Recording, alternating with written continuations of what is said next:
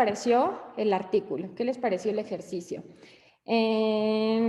Para Alexia, pues no había tenido la oportunidad de ver la clase pasada, pero en general, ¿qué les pareció la calidad del artículo? A mí me costó mucho la parte de los sesgos, o sea, revisé la presentación y las definiciones, pero sí me costó mucho trabajo como identificarlos. Eh, a mí me pareció un buen artículo, o sea, me gustó la forma en que estaba redactado, pero sí la parte de los sesgos a mí me costó. Ok, perfecto. Ahorita lo vamos a ir revisando entre todos. Para esto se requiere mucha práctica, muchos ejercicios y pues lo que más funciona es revisar artículos, en especial pues del tema que sea de su interés. Vamos a ir revisando entre todos, de tal forma que vayamos haciendo todo el ejercicio completo de identificación de sesgos, pero también el análisis estructurado de un artículo. Entonces, me gustaría que antes de empezar la clase, ustedes me dijeran, si yo fuera su paciente y cumpliera con los criterios de inclusión para este artículo y posteriormente me presentara con ustedes para mi tratamiento antihipertensivo, ¿cuál sería la meta de control antihipertensivo que lograrían conmigo? ¿Me llevarían a control hipertensivo estricto o me permitirían un control más laxo? ¿Qué harían ustedes conmigo? A mí eso es lo que más me costó trabajo, el identificar como, o sea, la conclusión de Ujú, acuerdo a la relevancia clínica y no solo a la estadística, que es a lo que ujú. hemos estado acostumbrados, pero igual por la clase de ayer de seminario con el doctor Talavera, em, me quedó un poquito más claro que no vale la pena si o sea, el tratamiento intensivo, si los efectos adversos son mayores. Claro, por supuesto. Por ahí, las tareas que fueron haciendo fueron diferentes. Cada una, algunos se enfocó más en identificar los sesgos, pero creo que en su mayoría, al final, llegó a esta conclusión que tú acabas de llegar, Mónica. El que siempre tenemos que poner la relevancia clínica, pero tomando en cuenta los, el tamaño del efecto, la relevancia clínica. Entonces, no solo vamos a optar por la estadística, por un valor de significativo, sino que tenemos que considerar qué tanto impacta eventos adversos. Y pues no es cualquier evento adverso el que se presentó, el que nos preocupa. Entonces, es importante que esto lo tomen en cuenta. Por ahí, alguno de ustedes sí me puso que optaría por el tratamiento antihipertensivo hasta llegar a una meta estricta de control hipertensivo. Entonces, bueno, fue 1 contra 5, pero el resto consideró que tenían que ponderar los eventos adversos. Ahora, para ir haciendo el análisis estructurado de un artículo, necesitamos empezar por el principio, es decir, identificar el estado basal, la maniobra y el desenlace. De esta manera, es posible que nosotros vayamos seleccionando los diferentes componentes y esto nos ayudará a orientarnos sobre la presencia de sesgos. Y bueno, esto ya lo dijo Mónica, relevancia clínica. Siempre tenemos que ponderar la relevancia clínica, separarlo de la significancia estadística y bueno, también vamos a ver un poco de estadística del artículo, el cálculo de tamaño de muestra y vamos a evaluar si las pruebas estadísticas que se utilizaron fueron las pertinentes o no, solo con la información que está en el artículo, sin meternos a otras cosas. Ajá. Entonces, es un artículo que está publicado en New England y van a ver ustedes que al final, pues hay diferentes sesgos y ustedes tendrán que llegar a esta conclusión. Al final tienen que decidir cuál de las dos terapias, cuál de las dos maniobras es mejor y ponderar los eventos adversos. Entonces, a la hora de tomar decisiones, ustedes deben ser conscientes de qué tanto tamaño del efecto ustedes esperan.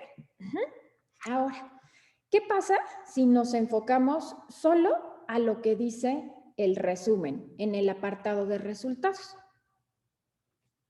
Para empezar, a un año, la media de la presión sistólica fue de 121.4 en el tratamiento del grupo intensivo, 136 en el tratamiento estándar. Desde aquí, nosotros estamos obteniendo información sobre dos aspectos importantes. Uno, calidad de la maniobra. ¿Qué opinan ustedes de la maniobra, de esta presión arterial en el tratamiento intensivo? Pues que, en el objetivo. Era mucho, ¿no? O sea, en el tratamiento intensivo querían bajar muchísimo la tensión arterial a expensas de dañar algunos órganos blancos, ¿no? O sea, era brutal la manera en que querían bajar la presión, yo creo. Pero no se logró el objetivo porque está en 121. 121.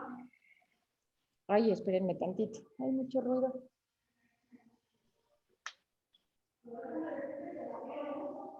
Déjenme, ¿me dan un minutito? Permítanme.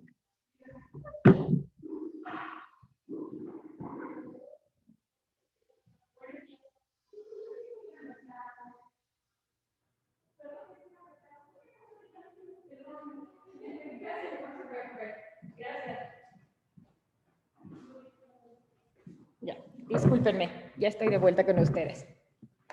Ok, bueno, esto que comenta Carlos es muy importante. Se bajó tanto la presión que dañó al riñón, pero también lo que dice Circe es muy importante. ¿Qué pasó? ¿A qué le llamaron ellos control hipertensivo estricto? A menos de 120, pero tampoco nos dicen la desviación estándar para saber cuánto fue la variación.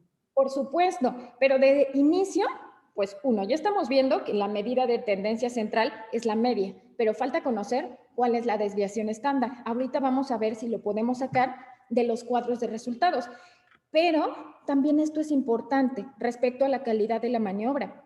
Ellos dijeron que iban a lograr una presión sistólica de 120. A un año fue de 121.4. Entonces, ¿a qué sesgo se refiere esto de la calidad de la maniobra?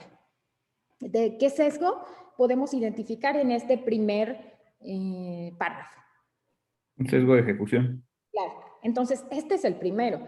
Y además, por ahí alguno de ustedes en su conclusión me puso y me hablaba de la dificultad para hacer que los pacientes puedan alcanzar esta presión sistólica.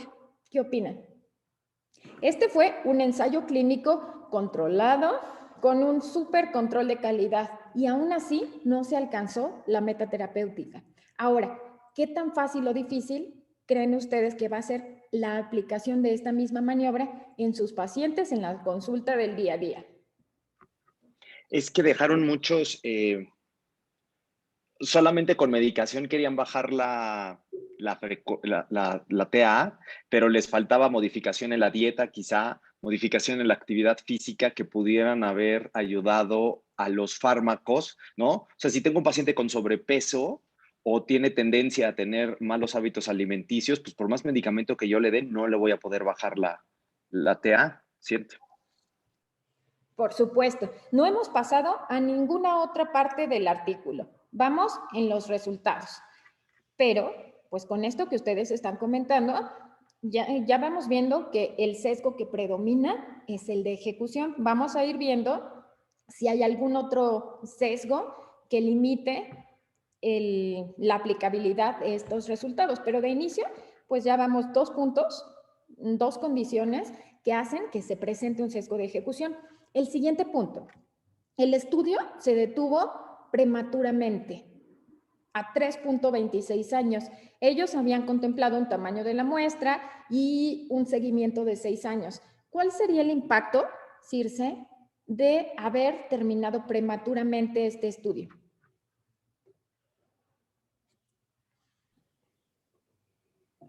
Pues en parte que no se ven efectos a largo plazo. O a más largo plazo de esto. o más efectos adversos a largo plazo tampoco se detectan. Claro. Ujú. Entonces, el impacto, cuando un estudio termina prematuramente, puede haber distintas condiciones. En este caso, ellos dicen que terminó prematuramente porque ya se había mostrado el impacto de la maniobra en el desenlace, pero no sabemos si se detuvo prematuramente por la cantidad de eventos adversos y la gravedad. No lo sabemos. Lo que sí sabemos es, si ustedes prestaron atención a este gráfico, vean cómo de inicio, ¿qué pasa con la media y el intervalo de confianza de la presión sistólica entre los grupos? Vean cómo se va haciendo menor, cómo cada vez esta diferencia, estos intervalos de confianza, cada vez se hacen más estrechos. ¿Ya vieron? Entonces, no sabemos qué pasó después, no sabemos cuál hubiera sido el comportamiento de estos efectos. No, seguramente hubiera sido más difícil lograr el control hipertensivo estricto. Pero si ustedes observan esta tendencia, primero, la media y el intervalo de confianza son muy estrechos, amplios entre los grupos, pero al final estos intervalos casi se están tocando. ¿De cuánto sería al final la diferencia entre estos intervalos de confianza?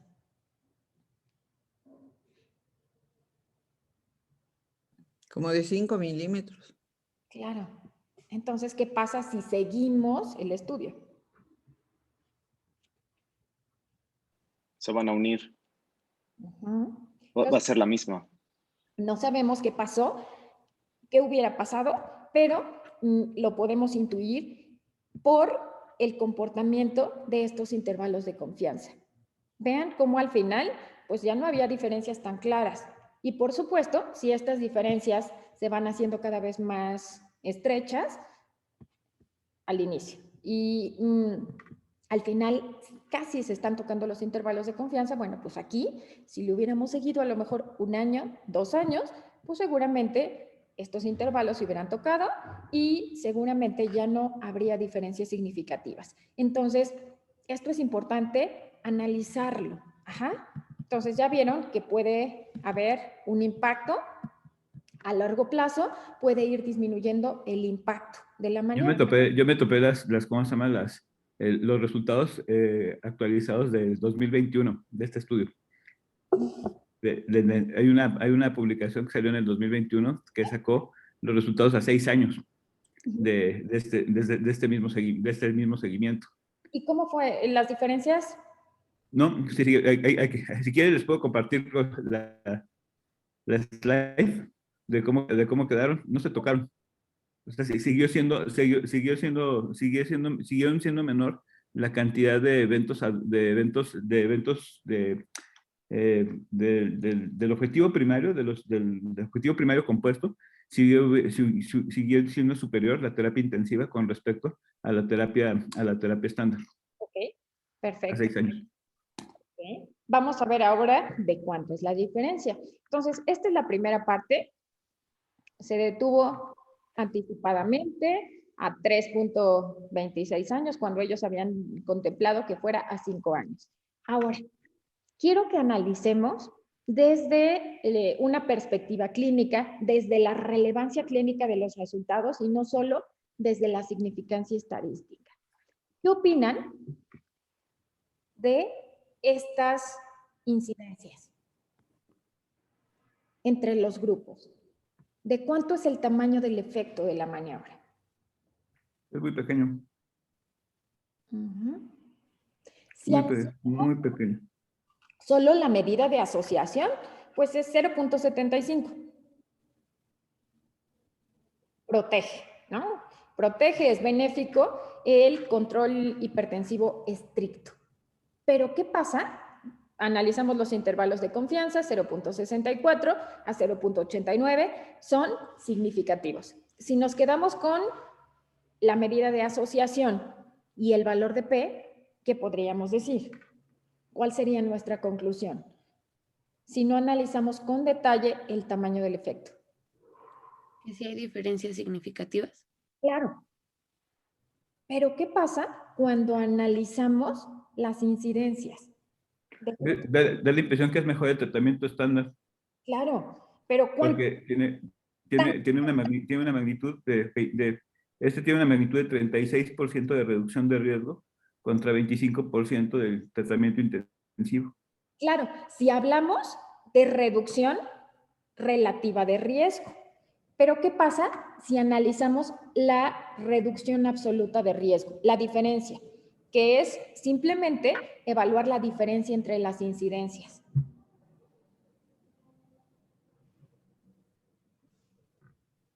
¿De cuánto es ahora esa diferencia?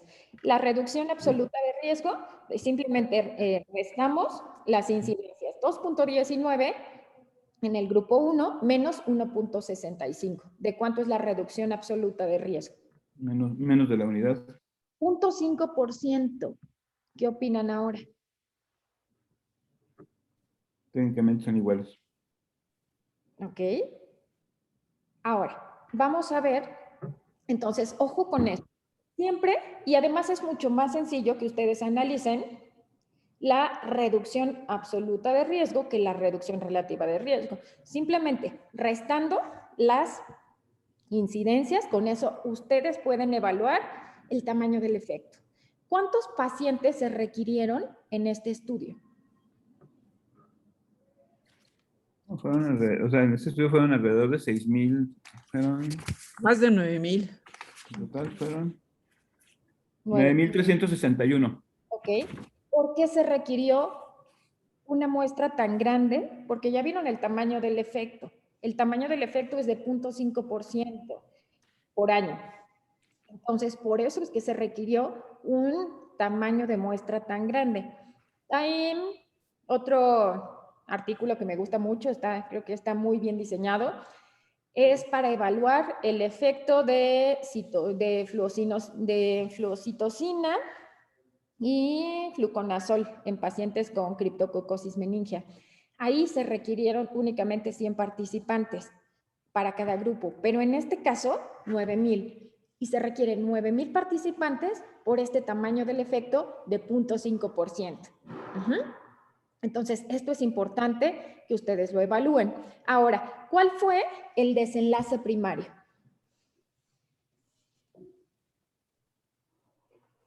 El desenlace primario fue un objetivo compuesto Claro. por varios objetivos. Una fue aquellos pacientes que fallecieran de infarto, aquellos pacientes que desarrollaran insuficiencia cardíaca, aquellos pacientes que infarto, insuficiencia cardíaca, muerte por cualquier otra causa, muerte asociada a riesgo cardiovascular, síndrome coronario agudo y embolia. Esos fueron los objetivos, el objetivo compuesto. Un objetivo primario que se basaba en que cualquiera que desarrollara cualquiera de estos síndromes, o sea, síndrome coronario agudo, infarto del miocardio, embolia o falla cardíaca o muerte por causa cardiovascular, alcanzaba obviamente era eliminado el protocolo y ahí se alcanzaba el objetivo primario. Ok, bien. Ahora, ¿qué opinan ustedes de un desenlace compuesto? Es complejo un desenlace compuesto porque de repente tendrías que, lo que ha pasado con esto es que de repente lo tienes que segregar por cada uno de los desenlaces. O sea, cuando tú tienes un desenlace compuesto, tienes o que se tiene que diseñar un solo parámetro que te resuma los 6 desenlaces, o en todo caso separar cada uno de los desenlaces y ver qué fue lo que pasó con cada uno de los desenlaces, pero es muy complicado poder hacer un desenlace compuesto. Okay. No es una cosa sencilla. Claro. Y consideren que dentro del desenlace compuesto tenemos diferentes padecimientos. Cada uno de estos padecimientos tiene distintos espectros de gravedad. Se incluyen desde muerte cardiovascular hasta a lo mejor alguna otra patología que no desencadena la muerte, que no es tan grave. Entonces, esta es la implicación que se tiene cuando tenemos un desenlace compuesto. Pero en este caso, ¿por qué se hizo un desenlace compuesto? ¿Por qué no elegir solo infarto o por qué no solo enfermedad cardiovascular? ¿Cuál fue la necesidad de hacer un desenlace compuesto? Pues porque son consecuencias que van a repercutir, ¿no? O sea, de manera importante en la elección de tu tratamiento si los pacientes pudieran no sé, tener complicaciones de este tipo, ¿no? Si tuvieron infarto, si tuvieron enfermedad vascular importante, todos esos son resultados pues, que pudieran ser catastróficos para nuestros pacientes. Claro. Pero además, el que tengamos un desenlace compuesto es resultado también de una baja incidencia de la enfermedad. Aún así, esta población tenía alto riesgo cardiovascular. Y vean así, ¿cuál fue la incidencia que se presentó en un año? 1.65 contra 2.19. Entonces, una incidencia, ellos hablaban de una incidencia anual de 2%. 2%. Entonces, cuando la incidencia de la enfermedad es tan bajita, entonces pues se requiere un seguimiento bien largo. Entonces, una estrategia que se puede utilizar es tener estos desenlaces compuestos. Pero siempre que ustedes tengan un desenlace compuesto, traten de desglosar cada uno de los desenlaces que conformaron el desenlace compuesto y evalúen cómo se comportó. Pero en general esto se hace cuando las enfermedades no son muy frecuentes, como en este caso. Y bueno, pues siempre nos preocupa diferente. No es lo mismo que yo tenga una angina estable a un paciente que presentó muerte cardiovascular o un paciente que tuvo un infarto y en comparación con un paciente que tuvo a lo mejor angina estable. El pronóstico es diferente. Entonces, esto siempre tómenlo en cuenta porque no podemos ponderar de la misma manera el conjunto del desenlace compuesto. Entonces, esto siempre tómenlo en cuenta. Ahora, ¿qué pasa con la conclusión que dan los autores?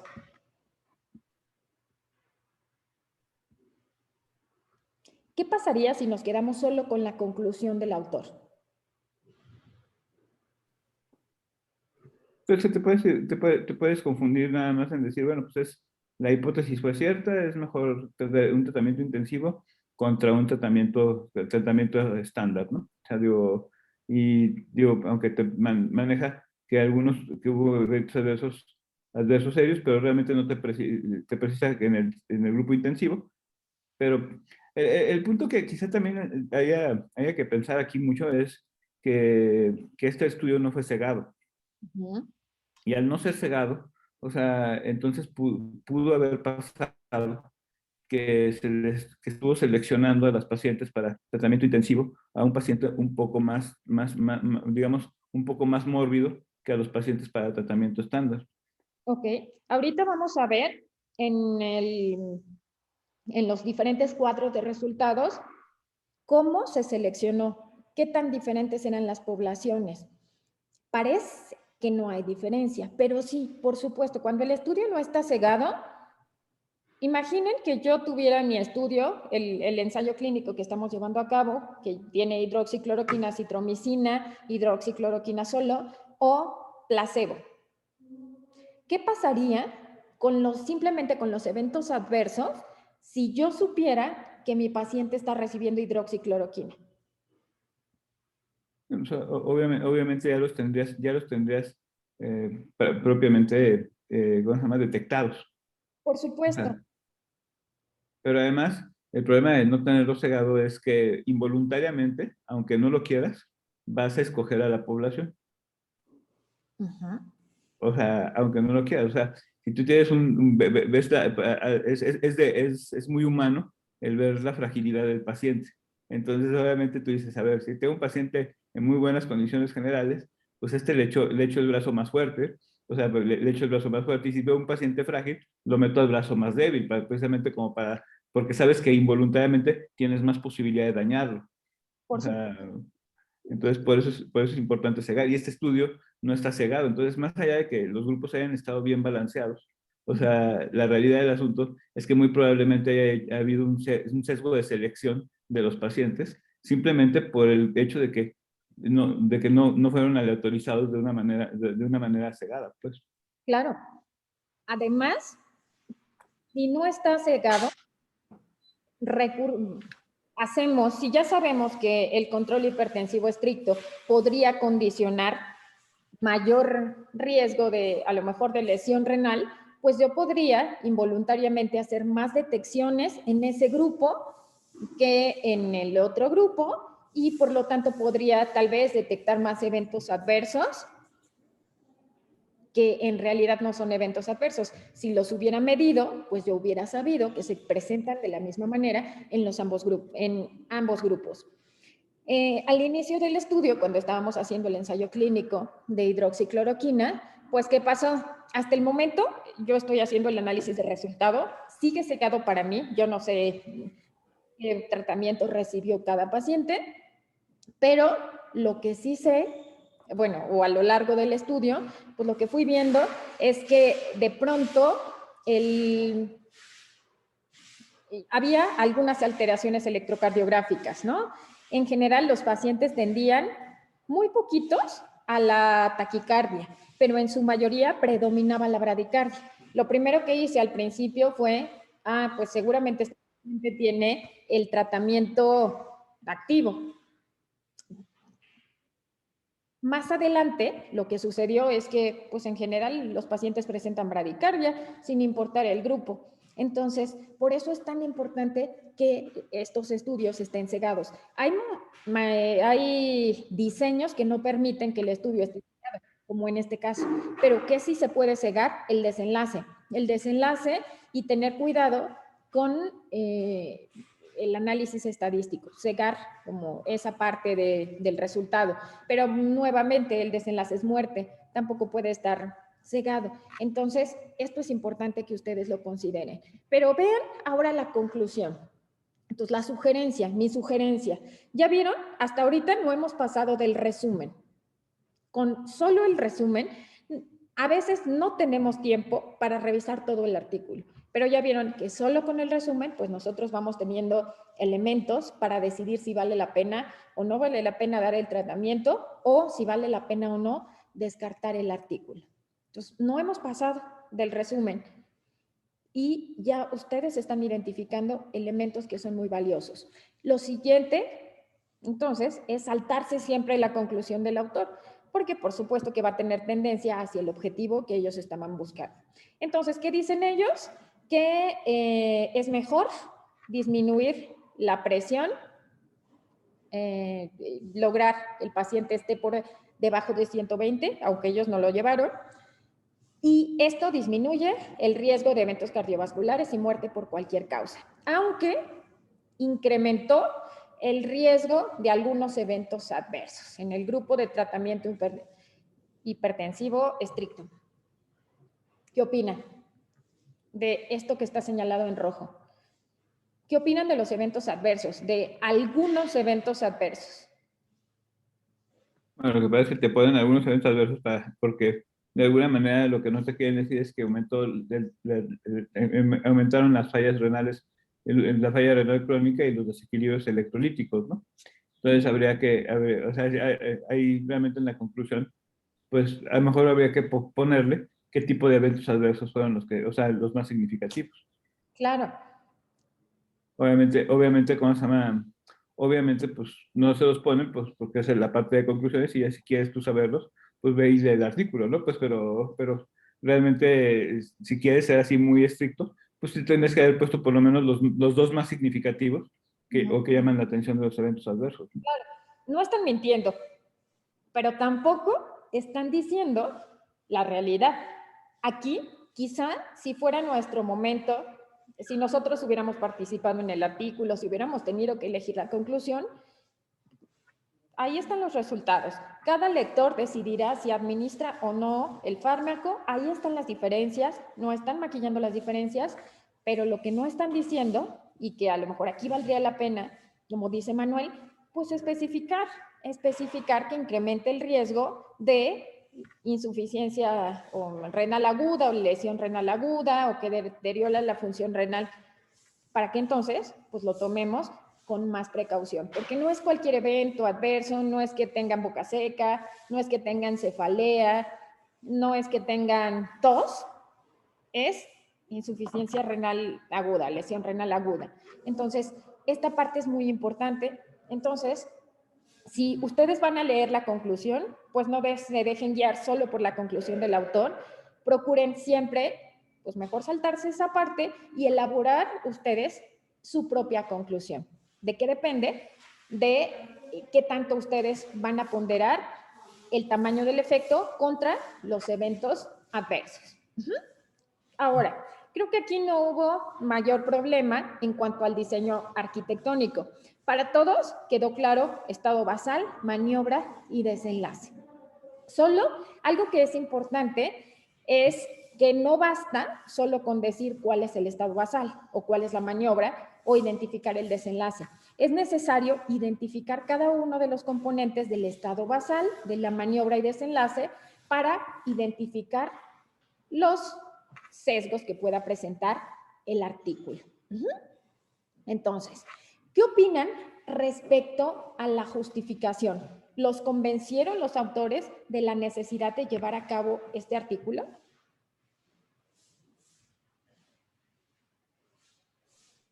Bueno, ellos Pues sí. manifiestan. Adelante, adelante. No, pues por la alta incidencia de hipertensión. Ok. Pues sí, o sea, se justifica el tratar de buscar un tratamiento efectivo y a corto plazo que pudiera disminuir las cifras tensionales para evitar el daño a órganos blancos por exposición a una alta presión arterial por tiempo prolongado. Así lo entendí. Ok. Carlos, ¿en algún momento mencionaron cuál era la prevalencia de hipertensión en esa población? No. Ellos mencionaron No lo mencioné. el número, ¿no? No recuerdo los billones de la población que tiene hipertensión, pero siempre necesitamos tener el número del denominador. ¿Por qué? Imaginen que yo les digo que la población 1 tiene 1000 mujeres con cáncer de mama y la población 2 tiene 100, pero si la población 2 tiene solo 500 participantes, pues es un problema de salud en esa población y no en la población 1. Entonces, es necesario siempre mostrar esto para ustedes, para su proyecto de investigación, cuál es la prevalencia, cuál es la frecuencia del estado basal en esa población, pero además la frecuencia del desenlace. Cuando hablamos de la magnitud del efecto, en este caso les quedó claro cuál era la diferencia que ellos esperaban. No. Algo que es sumamente importante es que ustedes en su justificación siempre hablen del tamaño del efecto, que mencionen cuál es la incidencia o prevalencia de acuerdo al tipo de estudio, cuál es la prevalencia o incidencia que ustedes esperan encontrar del desenlace en el grupo 1 versus el grupo 2. En este caso, con los datos que tenemos, pues diríamos que la diferencia es de 0.5%. Tenemos una incidencia de 2.19 contra 1.65. Este sería el tamaño del efecto. Esto es lo que para ustedes va a permitirles, cuando estén haciendo su justificación, saber cuál va a ser su tamaño de muestra, cuál es la factibilidad y para que el lector tenga perfectamente claro cuál es el tamaño del efecto. ¿Cuándo consideraríamos entonces que una maniobra es clínicamente relevante? ¿Una diferencia de cuánto en el efecto? Se supone que es de 9%, ¿no? Aproximadamente 10%. Pero, pues ustedes tendrían que ponderar. Si es una enfermedad, por ejemplo, COVID, no tenemos hasta el momento pues algún tratamiento que sea efectivo. O es una enfermedad que es mortal, pues cualquier beneficio puede ser positivo. Nos vamos a arriesgar. O si fuera una maniobra fácil de conseguir, en este caso, por lo que nos están mostrando, pues no es tan fácil de conseguir el llevar a un paciente a una meta de 120 milímetros de mercurio. Entonces, pues no está tan fácil. Entonces, nosotros esperaríamos una diferencia absoluta de 10%.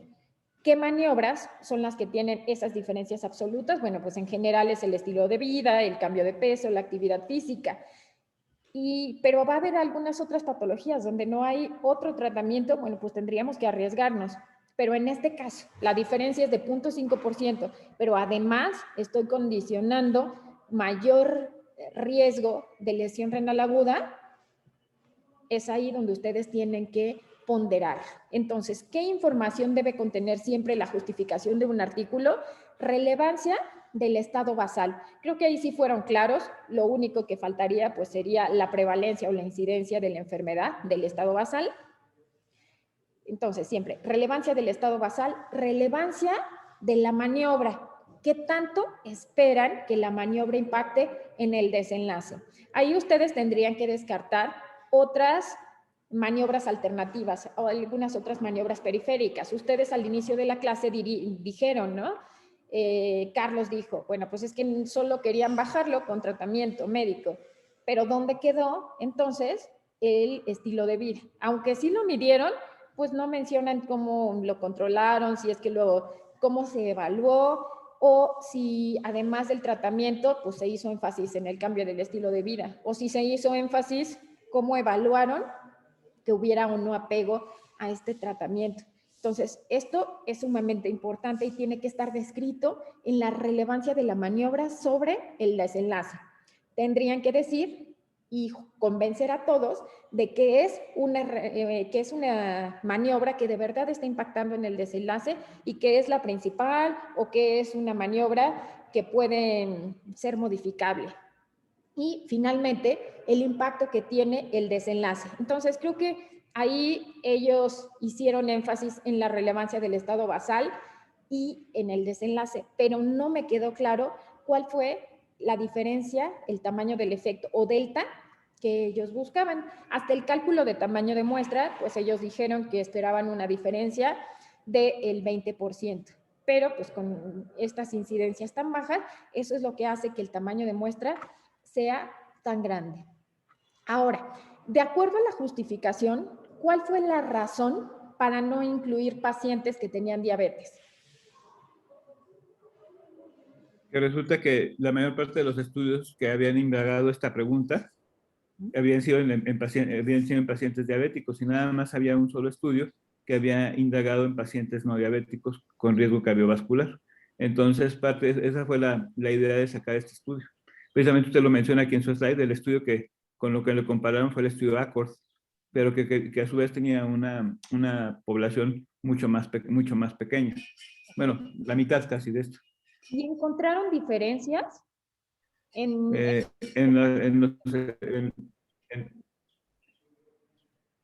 de hecho, fueron consistentes los resultados entre el ACCORD y ¿cómo se llama? y el estudio SPRINT. Nada más que obviamente los del ACCORD no tuvieron significancia estadística debido a que la muestra era muy pequeña. Bueno, era pequeña con respecto a lo que se estaba buscando como objetivo primario. La verdad es que la muestra de pequeña no tenía nada porque tenía como 4,000 pacientes, pero seguramente la prevalencia de la enfermedad o de la enfermedad es mucho más alta y por lo tanto la muestra no fue suficiente para lograr determinar un efecto estadísticamente significativo. Aquí se requirieron más de 9,000 participantes para que esa diferencia de 0.54% en la incidencia fuera significativa. Entonces, en el otro estudio se quedaron con menor poder estadístico, pero aún así, con esta diferencia estadísticamente significativa, pues clínicamente no es relevante y además porque se traduce en un mayor riesgo de eventos adversos. Siempre tienen que evaluar y en cuanto a las consideraciones éticas, si el estudio fue sometido o no al comité de investigación, si cuenta con autorización y además quién fue el patrocinador. Esto siempre puede orientar hacia los resultados. Entonces, bueno, pues en este caso eran diferentes instituciones de salud. Ahí no tenemos mayor problema. Ahora, Cuando estamos hablando del estado basal, ¿en qué tenemos que enfocarnos? En los criterios de inclusión ¿Ok? y exclusión. Ok. Entonces, de acuerdo al diseño arquitectónico, es igual, bueno, se llama demarcación diagnóstica, pero esto tiene que ver simplemente con los criterios de inclusión. Además de los criterios de inclusión, tendríamos que evaluar los criterios de no inclusión absolutos o criterios de exclusión. ¿A quién vamos a excluir del estudio? A aquellas personas que ya tengan el desenlace cuando se inicie el estudio, o bien aquellas personas que tengan alguna contraindicación para recibir alguna de las dos maniobras. Ajá. Entonces, en este caso, sí se define con toda claridad cuáles son los pacientes que se van a incluir. Son pacientes con hipertensión arterial sistólica, riesgo cardiovascular elevado, sin diabetes y sin antecedente de enfermedad cardiovascular previa. Ahora, en esta parte, Alexia, Carlos, ¿les quedó claro qué es la estratificación pronóstica con lo que tuvieron oportunidad de leer?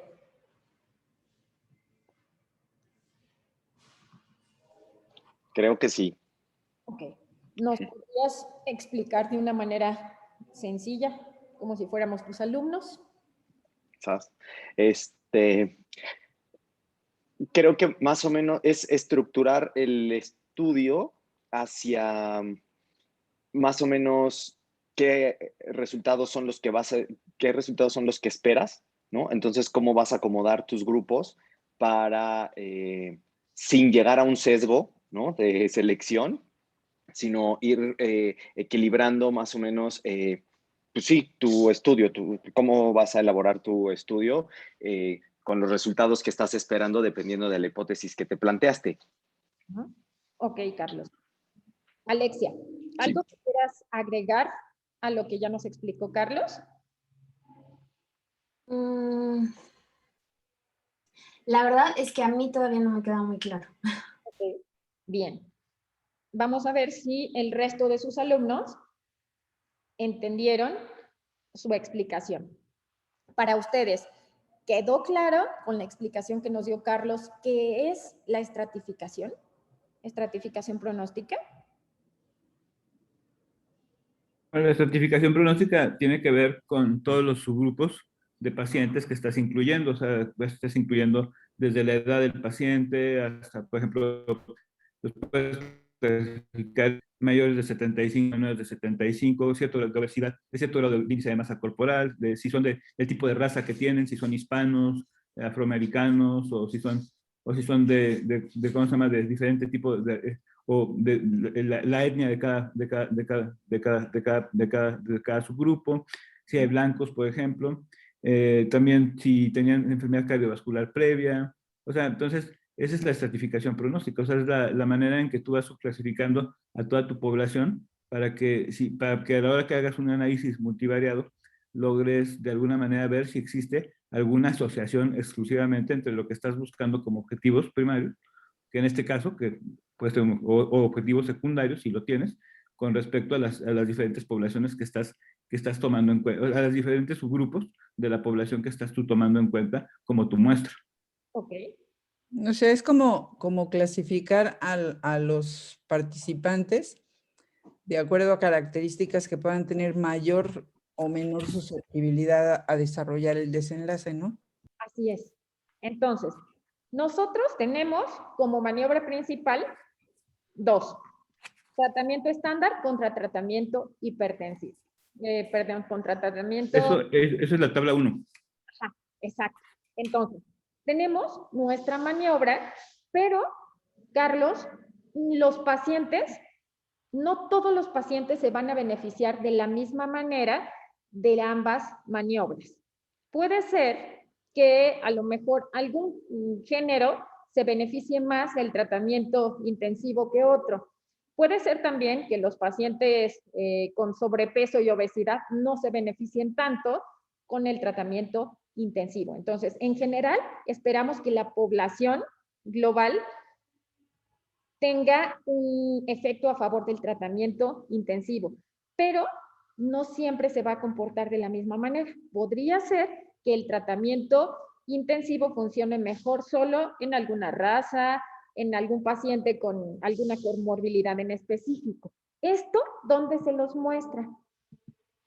Cuando yo entré a la maestría, creo que de las cosas más difíciles, lo que me parecía más difícil, era entender qué es la estratificación pronóstica. Con este artículo justo lo entendí. No todos los artículos muestran lo que es una estratificación pronóstica, pero aquí sí. Vean cómo en general, pues ya habíamos visto, ¿no? Esto fue durante todo el seguimiento. Entonces, el beneficio del tratamiento intensivo, pues sí disminuye el riesgo, ¿no? La medida de asociación 0.75 con este intervalo que va de 0.64 a 0.89. Pero cuando nosotros estratificamos, es decir, cuando nosotros evaluamos cómo se comporta la maniobra dentro de los diferentes subgrupos, veamos qué sucede. ¿Qué pasa si el paciente ya tenía enfermedad cardiovascular, enfermedad crónica? Carlos, ¿qué pasa aquí? ¿El efecto es el mismo o Con la enfermedad renal crónica, no es igual. Si ya tenían enfermedad renal crónica, sí hay diferencia con respecto a los que no. Entonces, esto tiene que ver con la estratificación. Entonces, en general, tiene mayor beneficio, pero cuando analizamos los pacientes entonces que ya tenían enfermedad renal crónica previa, estos pacientes no se beneficiaron de un control hipertensivo estricto, intensivo. ¿Quién se benefició? Los pacientes que al inicio no tenían enfermedad renal crónica. Ahora, si analizamos la edad, lo mismo sucede. ¿Qué pasa con los menores de 75 años? Pues no hubo beneficio. ¿Quién se benefició aquí? Los mayores de 75. Ahora, para hacer... Perdón, pero ahí me llama la atención que los mayores de 75 sí se benefician con el tratamiento intensivo, pero pues es más común que tuvieras falla renal en mayores de 75, ¿no? Ahí es en una parte de esta tabla que yo es, bueno, o sea, sí, pero no sé. Es más frecuente que un paciente de 75 más tenga falla renal por por uso prolongado de medicamentos. Por supuesto. Que otro no, pero dice que uno sí se beneficia si tienen la edad, pero no se benefician si tienen la falla renal. Claro, entonces al final de qué va a fallecer el paciente. De falla renal, ¿no? Probablemente. Es importante esto que están diciendo ustedes, que lo tomen en cuenta siempre. Lo mismo pasa para sexo. Entonces, las mujeres no se benefician. Para aquellos pacientes que tenían enfermedad cardiovascular previa, los que ya tenían enfermedad cardiovascular previa no se beneficiaron, solo los que no tenían enfermedad cardiovascular previa. ¿Cuál sería la implicación que tendría incluir a estos pacientes que ya tienen de inicio enfermedad cardiovascular previa? Por los efectos adversos Además, del tratamiento, para ver si aceleré el desenlace de la falla cardíaca o no, o la pude contrarrestar. Así es. Y acuérdense que un criterio de no inclusión absoluto es que al estar diseñando el estudio, siempre tratemos de evitar incluir a quien ya tiene algún grado de desenlace. Entonces, ellos querían evaluar enfermedad cardiovascular, pero incluyeron a pacientes que podían tener ya alguna enfermedad. Estos pacientes tienen un riesgo diferente, por lo tanto, estos pacientes vean cómo no se beneficiaron, solo se beneficiaron aquellos que de inicio no tenían alguna enfermedad cardiovascular previa. Ahora, la presión sistólica, todo esto, todas estas estratificaciones se realizan de acuerdo a las condiciones iniciales, a cómo estaban los pacientes al inicio del estudio, antes de asignar la maniobra. Cuando asignaron a estos pacientes, pues uno de sus criterios de inclusión fue que tuvieran hipertensión sistólica, que tuvieran una presión mayor de 130. Pero ¿qué pasa? Tenían pacientes que tenían menos de 132, de 132 a 145 y más de 145. ¿Qué pacientes se beneficiaron del control hipertensivo estricto? Los pacientes de menos de 132. ¿Y esto qué tiene que ver con lo que decías, Manuel, de si un estudio no está cegado? Es que ese es el punto. O sea, de repente, esta es una población medio preseleccionada porque dices, bueno, a ver, le aviento el tratamiento. Seguramente, si yo le pongo un tratamiento intenso a una persona que viene con la presión más baja, seguramente va a bajar más la presión que si yo le pongo el tratamiento intenso a uno que tiene la presión más alta. Y opera al contrario. Con un paciente que tiene la presión más alta y le pongo el tratamiento estándar, muy probablemente el efecto sea menor que aquel que tiene la presión más baja. Inclusive el tratamiento estándar va a funcionar mejor. También en algún momento, o sea, seguramente aquí lo que pasó es que tuviste mejores efectos de meterle más medicamentos a los de presión baja que a los de presión alta por obvias razones, porque tienes una presión más alta que controlar. Entonces el efecto es menor de la maniobra. Por eso hubiera sido interesante haberlo hecho cegado, porque muy probablemente aquí sí se puede empezar a ver cierto efecto de sesgo de selección. Ok, bien. Carlos. Algo que me llamó la atención y que no vi en el estudio, quizá me lo perdí, es no mencionan cuántos años llevaban de diagnóstico de hipertensión los pacientes. Eso también puede modificar mucho el desenlace, ¿no? Porque como lo que estaba diciendo Manuel ahorita, pues sí, se lo doy a los de 132, pero pues igual y el de 140 acaba de debutar hace 6 meses, ¿no? Y entonces quizás sí le podría bajar la presión más fácil a un paciente que lleva entre 132 y 145, 5 años. Ya va a ser muy difícil bajarle la presión, ¿no? Por las resistencias. Eso yo siento que ahí les faltó en los criterios de inclusión decir cuántos años máximo de hipertensión llevaban y ver si habían tenido descontroles hipertensivos severos o no, porque eso podría modificar totalmente el desenlace de mi estudio. Por supuesto. Esto que tú estás comentando, Carlos, tiene que ver con el ensamble de la población. Y saber, esto nos permitiría conocer si la población que ellos eligieron fue la adecuada o no para observar el desenlace. Si no es la adecuada, Okay. entonces estaríamos ante un sesgo de ensamble inadecuado. El siguiente punto que tú comentas, el no haber evaluado la presión, bueno, el tiempo de evolución como hipertensos, esto tiene que ver con un sesgo de susceptibilidad pronóstica. Entonces, si bien ahorita vamos a ver cómo en el cuadro 1, donde contrastan características basales de acuerdo a la maniobra, no hay diferencias, sí faltaron algunas variables que son importantes y que podrían estar impactando en el desenlace. Y esto podría impactar en el desenlace y dándonos un sesgo de susceptibilidad pronóstica. No sé si con este forest plot, con este diagrama y con este ejemplo, Alexia, ahora sí quedó claro o un poco menos confuso qué es. No, sí, ya me quedó clarísimo. ¿Sí? Sí, totalmente. Yo tengo una pregunta, doctora. Sí, adelante, Manuel. Yo siempre tengo un poco de duda de cómo se sacan las P's de interacción. ¿Es la división de las dos P's? ¿Es el promedio, es la media de las dos P's? Así es.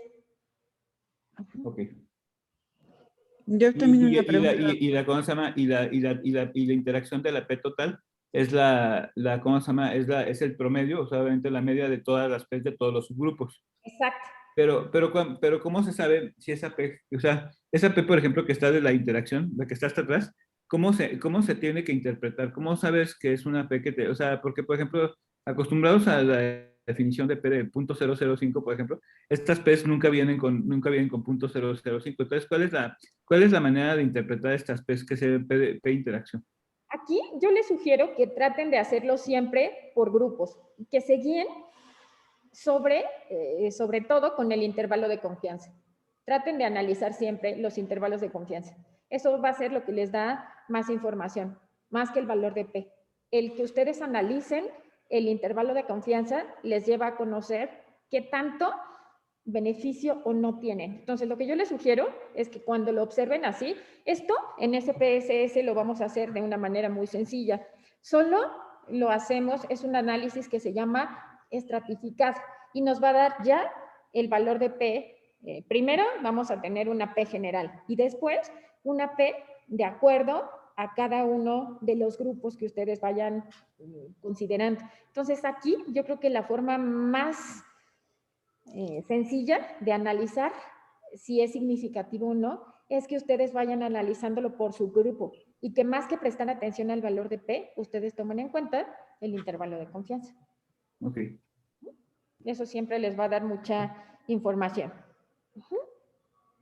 Doctora, yo no sé si estoy interpretando bien lo del diagrama. O sea, todo lo que queda por abajo de 1 es pues a favor del tratamiento intensivo, ¿no? Pero si pasa el intervalo de confianza pasa del 1, entonces ya no sería Significativo. significativo. Exacto. Entonces, en este caso, por ejemplo, nos vamos a presión sistólica. El Ajá. primer intervalo, bueno, el primer grupo son aquellos pacientes que de inicio tenían una presión sistólica menor a 132. 0.70 con el intervalo que va de 0.51 a 0.95. ¿Esto qué quiere decir? Si no atraviesa la unidad, quiere decir que en todas las ocasiones la maniobra disminuye la probabilidad de presentar el desenlace. Pero ¿qué pasa cuando tenemos en este segundo caso la medida de asociación de 0.77 con un intervalo que va de 0.57 a 1.03? Esto implicaría, siempre les digo a mis alumnos, que es como el efecto de la chimoltrufia. A veces como que sí y a veces como que no. Entonces, en algún grupo de pacientes protege y disminuye la probabilidad de presentar el desenlace, pero en el extremo incrementa la probabilidad de tener el desenlace. Entonces, no puede ser que una maniobra proteja e incremente el riesgo a la vez. Es por eso que si tú observas que atraviesa la unidad, ya decimos que es una maniobra que no es significativa, por esta razón, porque no puede una maniobra disminuir la probabilidad de presentar el desenlace y aumentarla a la vez, porque si eso se presenta así, pues es una maniobra que no tiene efecto.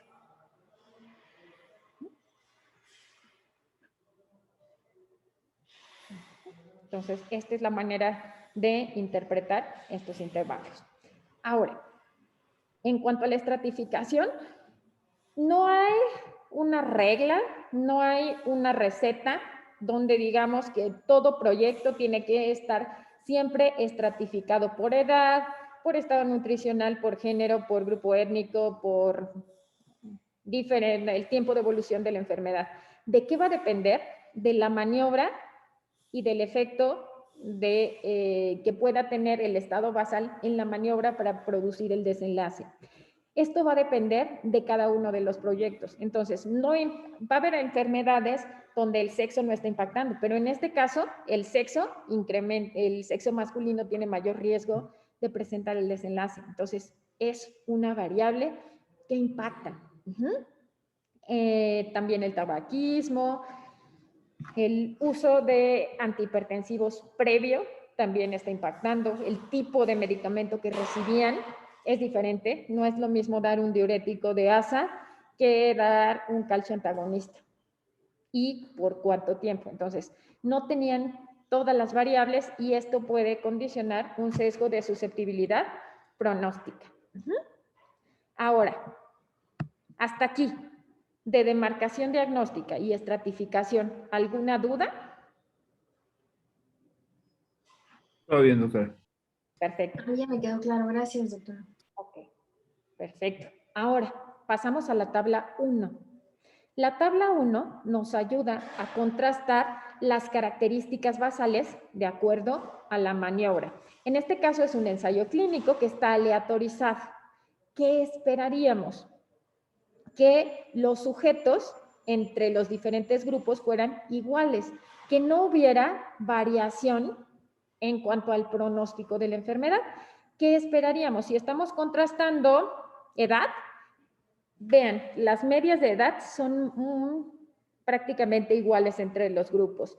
67.9 la media, con una desviación estándar de 9.4, y en el grupo 2, 67.9 con la desviación estándar de 9.5. Entonces, prácticamente no hay diferencias en cuanto a la edad, un poco en cuanto a la dispersión, pero pues esta diferencia es mínima. Entonces, si un estudio está bien aleatorizado, no hay diferencias en cuanto a los grupos. Si ustedes observaran de pronto que hay diferencia, que uno de los dos grupos tiene mayor riesgo cardiovascular que el otro, ¿qué tendrían que hacer? Un análisis estadístico multivariado, donde no solo van a evaluar el efecto del tratamiento, el efecto de la maniobra que ustedes están evaluando, sino que tienen que evaluar estas diferencias que ya estaban presentes antes de administrar la maniobra. Entonces, vamos a ver si no está la variable que decía Carlos. Carlos decía, para mí es importante evaluar el tiempo de evolución de la enfermedad. Entonces, no se consideró el tiempo de evolución de la enfermedad. ¿Qué otra variable tampoco se consideró y que puede ser sumamente importante? ¿Cuál fue el tipo de tratamiento antihipertensivo que recibían? ¿Ustedes consideran que eso puede impactar en los resultados? De hecho, impactó en los resultados. O sea, ¿cómo se llama? El problema fue que hubo, en el mismo artículo se menciona que hubo pacientes a los que no se les dieron, o sea, que hubo una buena parte de pacientes que recibieron los medicamentos sugeridos por el protocolo y que el protocolo se los dio, pero que hubo otros pacientes que los propios médicos decidieron darle medicación que no estaba incluida en el protocolo. Entonces, pues hubo una gran el tratamiento en general que recibió la población fue un tratamiento heterogéneo, en el que algunos recibieron, por ejemplo, beta bloqueadores, en otros recibieron diuréticos, en otros recibieron inhibidores de la ECA, y entonces hubo o sea, eso hizo que muchos pacientes recibieran diferentes tipos de tratamiento.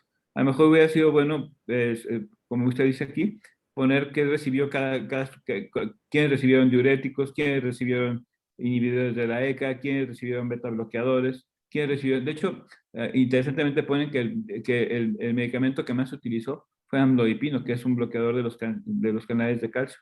Ok, ahorita creo que se los puse más adelante, ahorita se los enseño. Esto lo que nos está comentando Manuel tiene que ver con las maniobras periféricas, pero en este caso todo tiene que ver con el estado basal.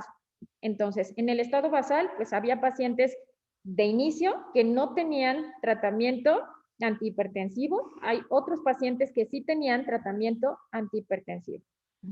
Entonces, hasta aquí, y de acuerdo a las variables que se incluyeron en este cuadro, pues no hay diferencias. Y la aleatorización quedó bien. Pero ya vieron cómo la aleatorización no es suficiente. Tendrían que hacer siempre un análisis estratificado, como ellos lo hicieron. A pesar del análisis estratificado, pues hay unas variables que no consideraron, como el tiempo de evolución y el uso de antihipertensivos previos. Entonces, más bien el tipo de medicamento que se utilizó. Entonces, esto puede impactar condicionando un sesgo de susceptibilidad pronóstica. Si ustedes... Obesidad no se consideró. Está el índice de masa corporal, pero pues no es lo mismo si tiene diferente distribución de grasa. Entonces, es aquí donde ustedes ponderan, evalúan si se consideraron todas las variables que podrían impactar en el desenlace o no. Entonces, esto para que siempre lo tomen en cuenta. Entonces, no es suficiente hacer una aleatorización. Ya vieron cómo en los resultados estratificados, pues existen diferencias. No es que todos los grupos se comporten de la misma manera para el resultado. Ya vieron que se comportan diferentes mujeres, hombres, de acuerdo a la presencia o no de comorbilidades. Ahora, vamos a meternos tantito en estadística, poquito. Quiero que me digan, por favor, cómo interpretamos la media de tratamiento antihipertensivo. ¿Qué significan esos resultados? ¿Qué significa tener una media de tratamiento antihipertensivo de 1.8 con una desviación estándar de 1.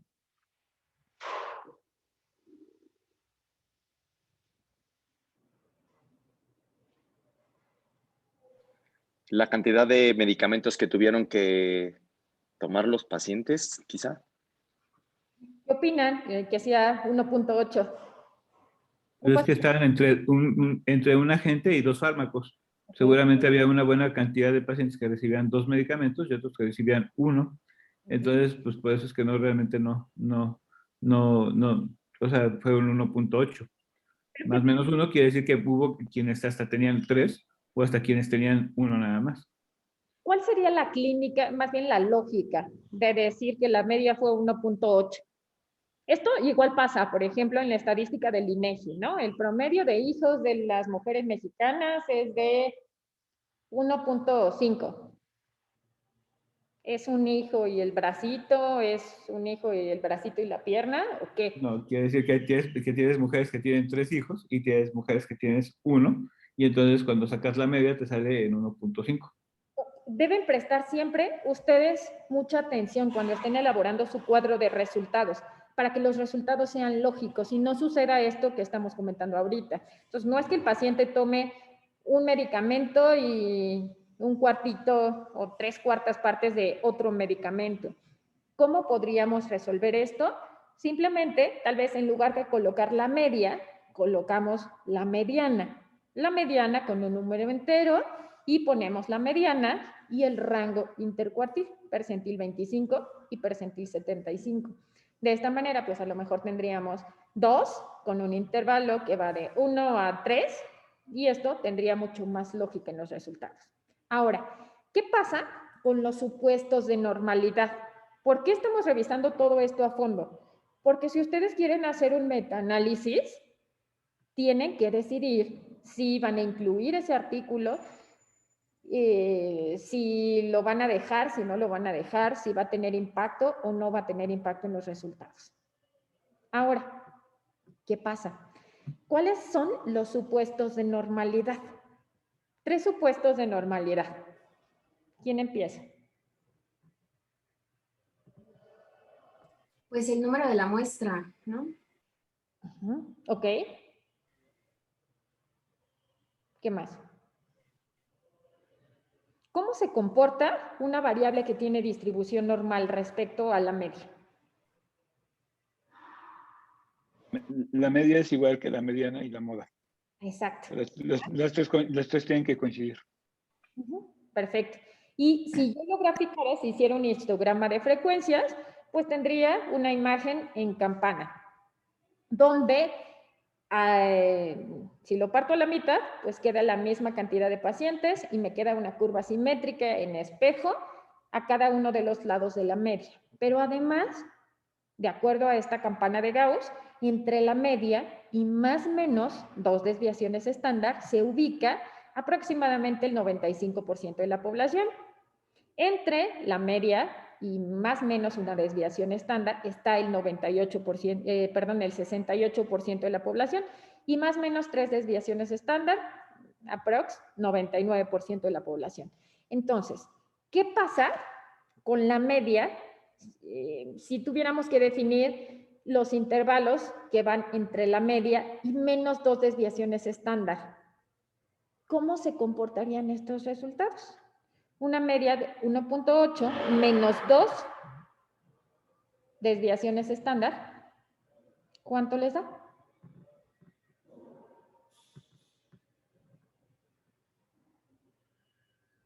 Para saber estos rangos de la media y desviación estándar y ver si se cumple ese supuesto de normalidad. 1.8 menos 2.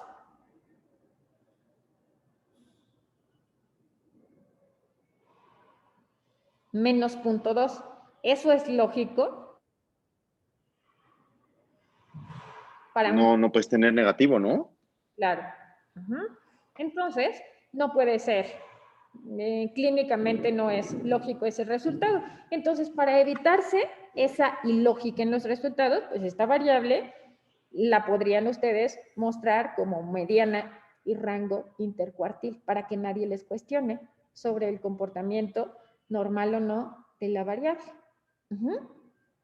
Entonces, esto solo con analizar este cuadro de resultados. Ahora, ¿qué pasa? Ellos dijeron que ¿cuál era la presión arterial de estos pacientes que se incluyeron en el estudio? ¿Más de cuánto? Había tres de más de 145 y había de 132 a menos de 132 y de 132 a 145. Y ellos lo pusieron como una presión sistólica mayor a 130. Pero ¿qué pasa? Esto, acuérdense que es en el estado basal. 139, una media de presión sistólica, con una desviación estándar de 15.8. Entre la media y menos 2 desviaciones estándar, ¿cuál sería el valor de esta población? En promedio fue 139.7, pero de acuerdo a la dispersión de estos datos, pues tendríamos pacientes que 139.7 menos 30, 2 desviaciones estándar, diría por aquí que hubo algunos pacientes que al inicio del estudio tenían una presión de cercana a 100. Entonces, aquí esto podría hablarnos de los criterios de inclusión. ¿Se violaron o no se violaron los criterios de inclusión? Puede haber alguna desviación al protocolo que tiene que reportarse a los diferentes comités. Y bueno, pues por supuesto que tendría que mencionarse también en el apartado de material y métodos. Pero ¿ya vieron esta parte de estadística? Y por otro lado también tendrías pacientes que tuvieron 171.3 de presión sistólica, ¿no? Del otro lado, ¿no? Por supuesto. Entonces, ojo con esta parte. ¿Esto a qué lleva? Pues parecen que son variables que no tienen distribución normal. Si no tienen distribución normal, pues entonces la prueba estadística que se utilizó no es la adecuada. Tal como lo tienen aquí plasmado, deben siempre decirlo al final del cuadro. Si no está plasmado, bueno, pues entonces nosotros asumimos que se utilizó una TED Student cuando la prueba pertinente, quizá solo por este pequeño análisis, es una variable que tiene libre distribución y debió utilizarse una prueba de Human-Whitney. Entonces, no hemos avanzado más, vamos apenas en la tabla 1. Ahora, esto... Doctora, perdón, me sacó el internet solamente para no perderme. Hoy vieron que no tenía una distribución normal los datos, ¿cierto? Cierto. ¿Por qué, Alexia? El primer supuesto es, bueno, uno de los supuestos, que entre la media y más o menos 2 desviaciones estándar está el 95% de la población. Ellos dijeron que su criterio de inclusión fue una presión sistólica mayor a 130. Cuando aquí en este caso la media en el estado basal fue de 139, pero con una desviación estándar de 15.8. Entonces, entre la media y menos 2 desviaciones estándar, esto nos da una presión que ya no es 130, que está por abajo de 130. Entonces, pues esto nos lleva a pensar, uno, que los datos no tienen libre distribución, no tienen distribución normal, o bien que tuvieron alguna violación a los criterios de inclusión o una desviación al protocolo. Y para tratamiento antihipertensivo, número de tratamientos, 1.8, más o menos una desviación estándar. Ahora, 1.8 menos 2 desviaciones estándar, no podríamos tener alguien que consume menos 0.2 tratamientos antihipertensivos.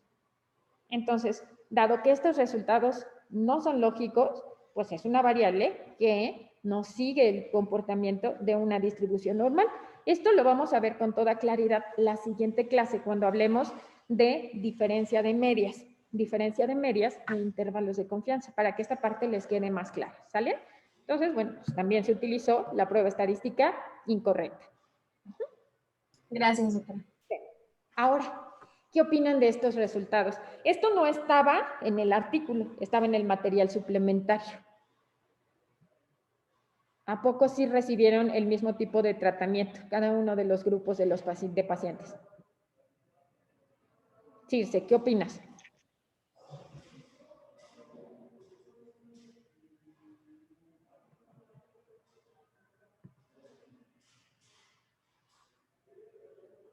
¿Y cuáles podrían estar impactando más en el desenlace? ¿Cuáles tendrían mayor efecto como para disminuir el riesgo de tener el desenlace?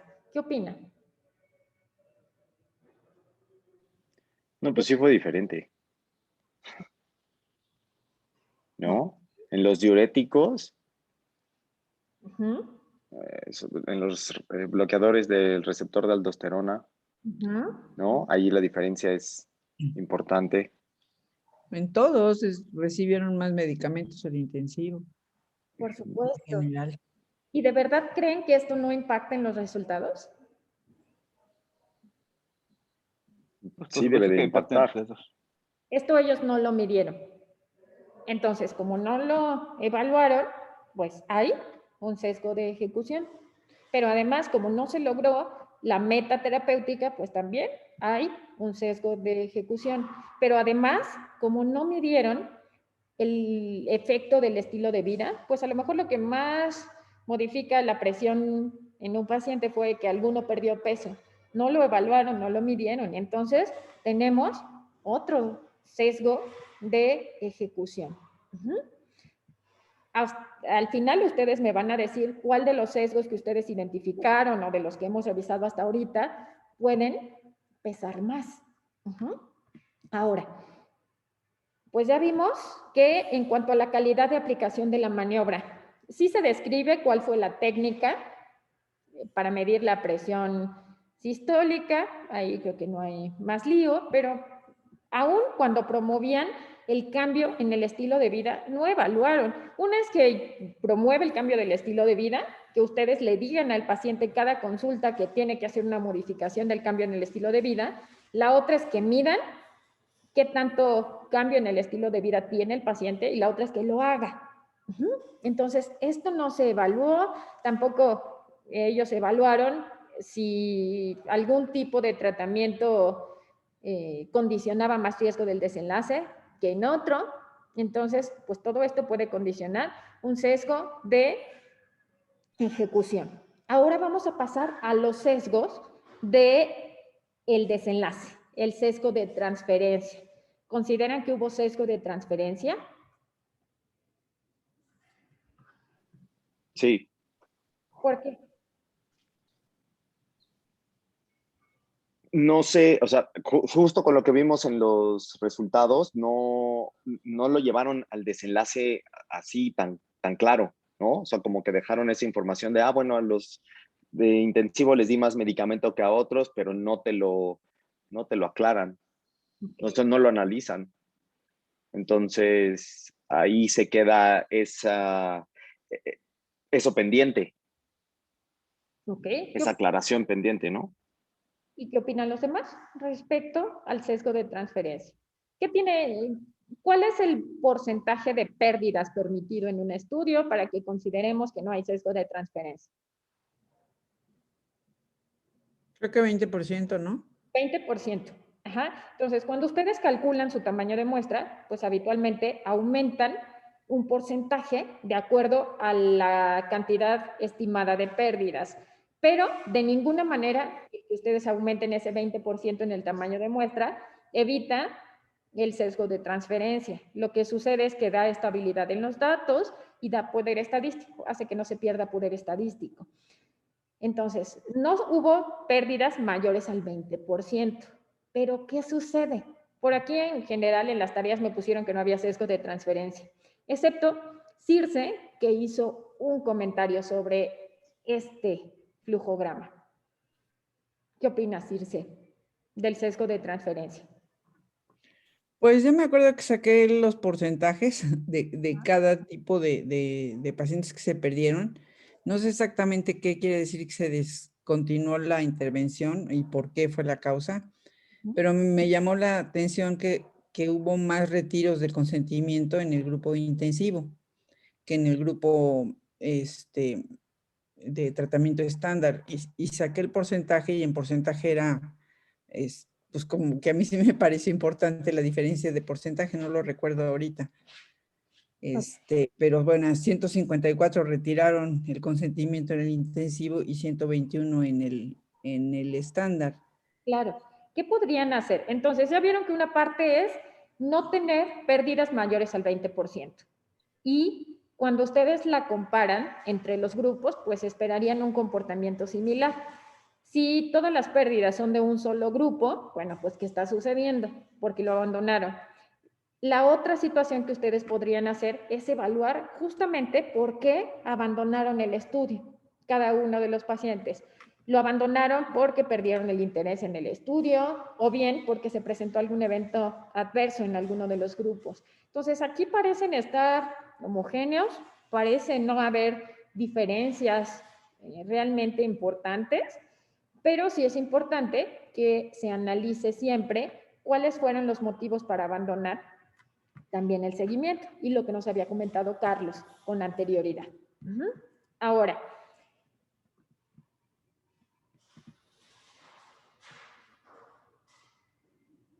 bueno, esto ya lo habíamos considerado. Esto lo vamos a analizar, justo es lo que vamos a analizar la siguiente semana. Va a haber momentos donde ustedes tengan artículos donde el desenlace o quieran hacer ustedes una revisión sistemática, un metaanálisis que tiene datos cuantitativos y que lo que contraste son medias e intervalos de confianza. Entonces, en este sentido, pues vean cómo los intervalos de confianza aquí, al inicio, son mucho más estrechos. Todo esto tiene que ver porque hay un mayor tamaño de muestra y conforme va pasando el tiempo, pues va habiendo más pérdidas, más muertes, más desinterés en el estudio, hay menos cantidad de pacientes y bueno, pues todo esto impacta en la dispersión de los datos en intervalos de confianza más amplios y por lo tanto, pues esto se traduce en menos efecto del medicamento, en que estas diferencias pues no sean significativas. Entonces, por eso es tan importante que la siguiente clase nos echemos un clavado a repasar criterios de normalidad, media, intervalo de confianza, error estándar y las pruebas paramétricas. Por esta razón. Ahora, ya vamos a pasar a el desenlace. Vamos a analizar. Vean, al final del tratamiento, la incidencia del evento adverso, del desenlace en el grupo 1 fue de 5.2 contra 6.8. ¿De cuánto es la reducción absoluta de riesgo? 25%. Sí. ¿Qué opinan? 1.6%. Esto ya fue al final del seguimiento. Datos estadísticamente significativos, pero que clínicamente no tienen impacto. Ahora, vean, cuando ustedes analizan los resultados, los desenlaces secundarios por separado, pues por tamaño de muestra no hay diferencia en todos los desenlaces. Sí hay diferencia para falla cardíaca, para muerte por enfermedad cardiovascular, muerte para enfermedad por cualquier otra causa, por cualquier otra enfermedad. Pero ¿qué pasa? Vámonos a este resultado.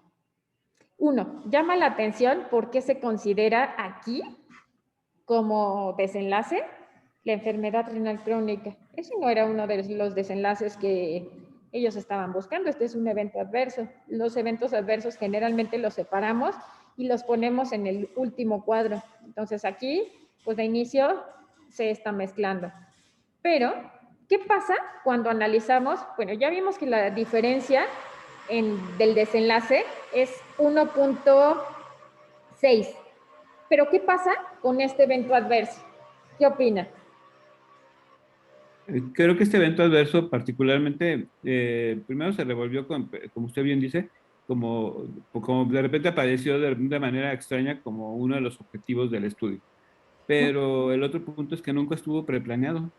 Claro. O sea, entonces esto lo sacaron yo creo que como un dato adicional Y algo que a mí me llamó mucha atención, digo, es que la ecuación que ocuparon para la medición, pues es una ecuación que, digo, que seguramente ellos lo tendrán como, hubiera sido interesante determinar cómo la determinaron, porque normalmente, pues, van a decir, se sabrá más que yo de esto, pero normalmente utilizas más el Crocov en caso de que lo hagas subjetivo, o inclusive hubiera sido mejor hacer una depuración de creatinina en todo caso objetiva, o sea, pero este tipo de ecuaciones como que no necesariamente tendría que haber sido la mejor ecuación. Y una cosa que me queda claro del dato es que este dato únicamente puede ser considerado como para meramente referencial y si en un momento determinado para entonces hacer un estudio tratando de comprobar esto, pero realmente me da la impresión de que este dato particularmente genera un dato en el estudio que no le aporta, que le aporta más incertidumbre, le aporta un mal dato al tratamiento intensivo y que no necesariamente es cierto, no Sí. necesariamente es verídico. Porque además, si vemos la cantidad de pacientes que lo desarrollaron, fueron 127 de 4.678, o sea, pues hombre, son 3.8% de la muestra, es muy poquito. O sea, digo, aunque salió estadísticamente significativo, pero vamos, o sea, me parece que tendría que ser tomado con mucha reserva todo este dato por no haber sido preespecificado como objetivo del estudio. Claro. Siempre decimos que en estadística o en investigación, de pronto hay déficit de atención del investigador. El déficit de atención en el investigador tiene que ver con que de pronto centramos nuestra atención a otros desenlaces que no eran el primario. Y bueno, el cálculo de tamaño de muestra se hace considerando el desenlace primario, no los secundarios. Entonces, todos los resultados secundarios pues solo son exploratorios. Ya vieron entonces, esto es importante. La diferencia del tamaño del efecto o el tamaño del efecto es 1.6. Pero ¿qué pasa cuando nosotros analizamos, ahora sí, los eventos adversos? ¿Qué pasa cuando nos centramos en lesión renal aguda? ¿De cuánto es la diferencia? 4.4 y 2.6. ¿De cuánto es la diferencia?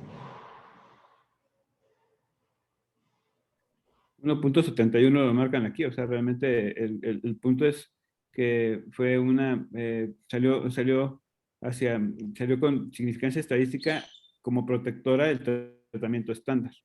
O sea, ¿Y es más entonces, frecuente es realmente, un desenlace o prevenir el desenlace o tener un evento adverso?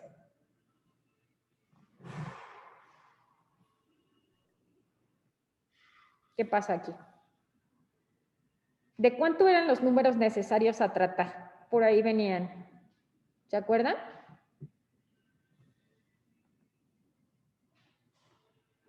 Es más frecuente que un paciente, de acuerdo a estos resultados, presente un evento adverso a que se beneficie por el desenlace. ¿Vieron? Por eso es tan importante, y bueno, hay otros eventos adversos que podrían tener menos impacto. Pero, ¿cuál sería el impacto de estos resultados?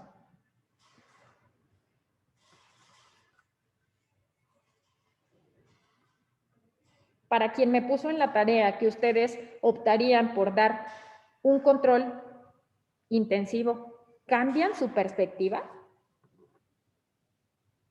Sí. Okay. ¿Alguno de ustedes me daría tratamiento intensivo si cumpliera con todos estos criterios de inclusión? Tocó madera, pero si eso pasara, ¿alguno de ustedes me daría tratamiento intensivo? No, yo no. No. No valdría la Le pena. cuido el riñón. Déjenme ver con quién no iré a consulta. Moni, ¿me darías tratamiento intensivo o tratamiento estándar? No, no valdría la pena. Ok, O sea, como que hay que evaluar el riesgo-beneficio y pues no vale la pena. ok. Gracias. Entonces sí podría ir a consulta con Moni, con Carlos. Alexia. No, sí, yo tampoco daría tratamiento intensivo. Yo, por ejemplo, lo veo desde el punto de vista institucional, O sea, digo, la decisión de un paciente o sea, es importante, pero por ejemplo, si hiciéramos una recomendación, o sea, un instituto de salud dijera, "Ay, bueno, vean este artículo y y en la conclusión dice, bueno, o sea, podemos dar tratamiento intensivo, pero realmente, si lo ves a gran escala, el impacto que podría tener el dar una recomendación solamente tomando la parte de la conclusión, sin hacer este análisis como mucho más fino de los datos. Ok, perfecto. Y ahora, pues cada artículo que ustedes analicen, cada vez va a ir requiriendo menos tiempo. Ahorita ya nos echamos un buen rato analizando el artículo, más lo que ustedes ya habían leído. Cada vez, conforme lo van haciendo más frecuente, pues se van tardando menos, pero es muy importante irlo analizando con detalle. Circe, ¿me dejarías tratamiento intensivo? ¿Me llevarías a un control intensivo? No, pero por supuesto que no. Yo estoy espantada con la insuficiencia renal aquí. Bueno, pensando que la falla renal crónica que mencionan aquí, aunque sea un 3.8%, potencialmente es un factor de riesgo para un desarrollo porque es una enfermedad renal crónica y estadio 3. Sí. Y es un otro factor de riesgo para desarrollar otro tipo de morbilidad, tanto cardiovascular como de cualquier otro tipo. Y los eventos de falla renal aguda ya a esas edades, pues es otro factor de riesgo para falla renal crónica. Entonces, no, pero por supuesto que no. Muchas gracias. Me han dado esperanza. Jess. Hola, doctora. No, yo creo que concuerdo con mis compañeros, tampoco dejaría tratamiento intensivo. El riesgo de efectos secundarios y el beneficio pues es pues incluso mínimo, y también pues la cuestión de la insuficiencia renal, lesión renal aguda, pues no valdría la pena. Claro. Perfecto. Ahora, bueno, pues ya quien había dicho al inicio que optaría por un tratamiento intensivo, pues ahora ya me dieron su conclusión.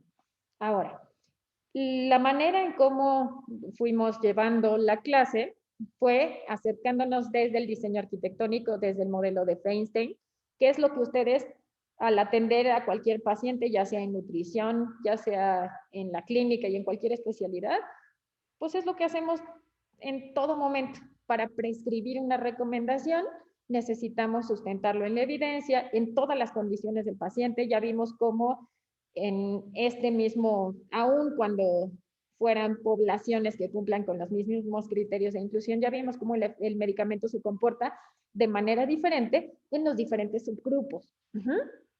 Ahora, si estuviéramos haciendo nuestra ya revisión sistemática, si la pregunta de investigación que quisiéramos responder es precisamente esta, el papel que tiene el control hipertensivo estricto para disminución del riesgo cardiovascular, uno de los puntos esenciales es que nosotros hagamos la evaluación del riesgo de sesgos. De acuerdo a esta clasificación de Gray, pues tenemos estas tres opciones. Riesgo de sesgo bajo o no serio, poco claro o serio, riesgo alto de sesgo o muy serio. Y entonces, bueno, pues consideramos que no es serio cuando los sesgos encontrados es poco probable que alteren los resultados. Un riesgo de sesgo poco claro o serio, diríamos que es un sesgo que hace surgir algunas dudas respecto a la utilidad de los resultados. Y cuando tenemos un alto riesgo de sesgos, pues es un sesgo que debilita seriamente la confianza de los resultados. ¿Qué opinan de esta clasificación en específico? Y, bueno, en comparación con todo el análisis de sesgo que hicimos en toda la clase. ¿Qué opinan?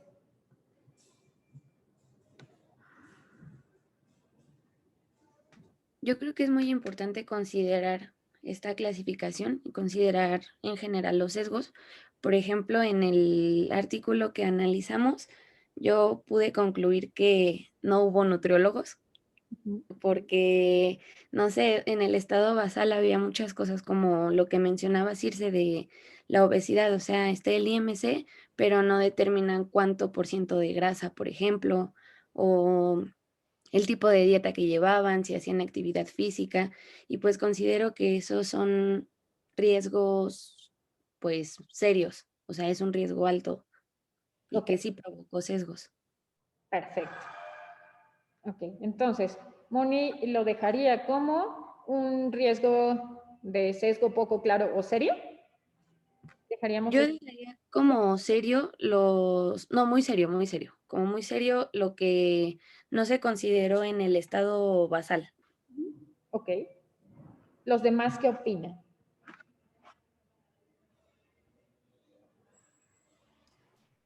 Creo que, o sea, Moni tiene un punto súper válido y estoy totalmente de acuerdo con lo que dice. Pero, por ejemplo, una persona que no fuera nutrióloga, a lo mejor no lo vería como un sesgo, ¿no? O sea, diría, bueno, esa parte no influye cuando en realidad sí, ¿no? Eso también se me hace muy interesante porque también ahí hay una subjetividad que se tiene que tomar en cuenta, ¿no? Desde la parte de la formación profesional. Claro. Entonces, si ya estuviéramos haciendo la revisión sistemática y aportando los datos para hacer el metaanálisis y tuviéramos que agregar este artículo, pues tendríamos que dar nuestra conclusión. El riesgo de sesgo es no serio, serio o muy serio. Pero ya vieron cómo para poder llegar a seleccionar cualquiera de estas tres opciones, todo el análisis previo que tuvimos que hacer y decidir cuál es el sesgo que más impacta, ya sea un sesgo de ejecución o un sesgo de susceptibilidad pronóstica. Todo este análisis que vimos ahora es para elegir alguna de estas tres opciones y para decidir si es no serio, serio y muy serio. Tienen razón. Alexia tiene razón, Moni tiene razón, cada uno, pero además entra la individualidad de cada uno. Si lo hacemos de una manera superficial y tal vez quedándonos omitiendo detalles que son importantes, pues podríamos decir que está publicado en el New England, que incluyeron a un montón de participantes y pues que la aleatorización les quedó bien. Podríamos decir que el riesgo no es serio, pero analizándolo con detalle, ya no diríamos que no, el riesgo de sesgo no es serio. Tendríamos dos opciones, decir que es serio o muy serio. ¿Cuál sería la clasificación que ustedes le darían?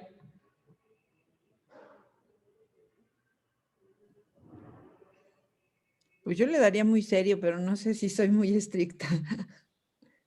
Está haciendo clínica, Circe. ¿Ya vieron que hay resultados que impactan? Hay resultados que impactan. Yo creo que el principal sesgo de este artículo es el sesgo de ejecución seguido por el de susceptibilidad pronóstica. Y aún cuando tengan un buen tamaño de muestra, cuando los resultados sean estadísticamente significativos, pues omitieron detalles que van a impactar en el desenlace. Incluyeron pacientes desde el inicio que pareciera que no tenían una presión arterial mayor a 130, que fue su definición. Entonces, pues aquí dependerá, como ya lo dijo Alexia, de su individualidad. Ajá. Entonces, tal vez yo elegiría como Circe un riesgo de sesgo muy serio. Ahora, ¿qué pasa si solo hubiéramos visto el riesgo de sesgo con este cuadrito y nos hubiéramos evitado toda esta clase? ¿Hubiera sido suficiente? No, yo creo que le hubiéramos dado riesgo de sesgo bajo, Por supuesto, y a lo mejor al ¿no? final de la Si no conclusión, hubiéramos hecho el análisis, hubiéramos puesto, o sea, no nos hubiéramos dado cuenta de todas las fallas.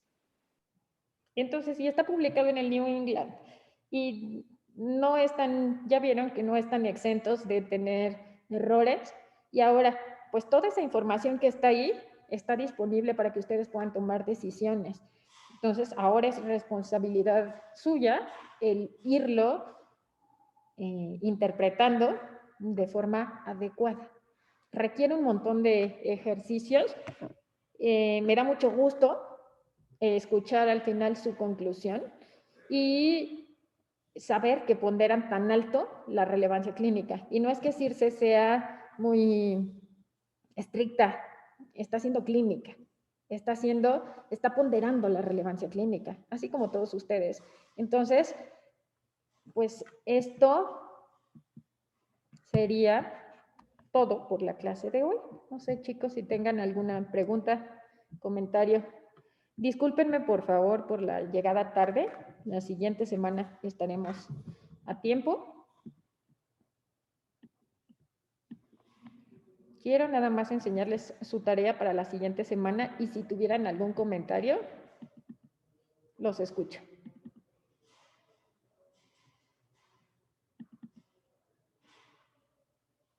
¿No? ¿Ninguno? Doctora, me queda un poquito de duda en el número necesario a tratar. ¿Cómo lo interpretaríamos? El número necesario a tratar. Por ahí había diferentes números necesarios a tratar. Si tuviéramos un número necesario a tratar, déjenme.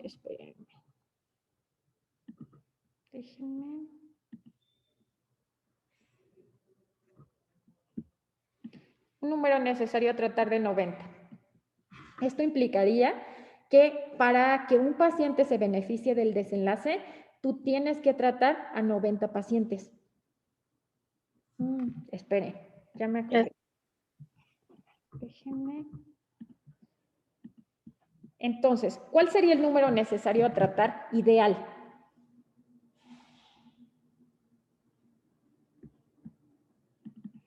Déjenme, hay una página bien bonita, se llama DNNT, ahorita se las muestro. Los resultados o las recomendaciones que hacen en esta página tienen que ver, todo se muestra con números necesarios a tratar. Vienen estudios de diagnóstico, estudios de tratamiento y vamos a escoger aspirina. Aspirina es uno de los tratamientos que más utilizamos, que más nos explican durante la formación de la carrera. Entonces, vean el número necesario a tratar. En este caso es aspirina para prevenir un infarto o un EBC. ¿Qué implicaría tener un número necesario a tratar de 1667?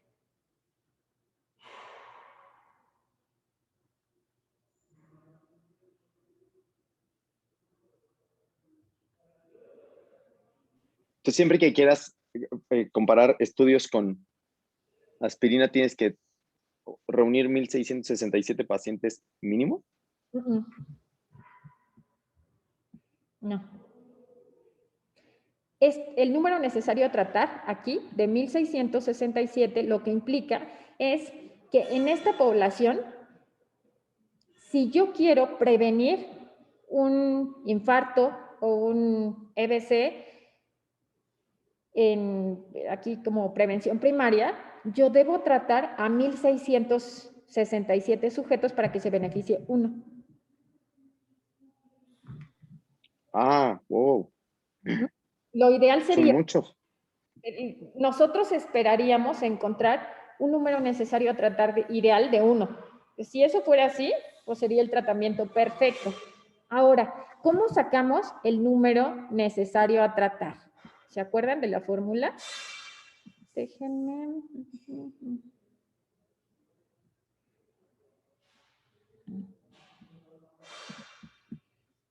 ¿Y por qué es tan importante? ¿Por qué les daba lata hace ratito es que tienen que evaluar la reducción absoluta de riesgo?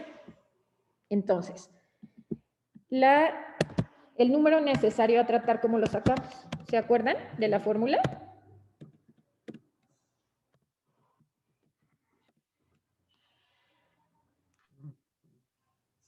¿Alguno se acuerda de la fórmula? No la sabemos. ¿No se acuerdan? No, solo uno. Voy a revisar la grabación, doctora, porque no sé. Uno. A ver, acuérdense, les dije hace ratito que lo más importante es la reducción absoluta de riesgo. Ajá. Entonces, la fórmula está muy sencilla. ¿Por qué les daba tanta lata? Y por qué les decía que siempre debemos prestar atención a ese delta. La fórmula es 1 entre la reducción absoluta de riesgo. Entonces, un número necesario a tratar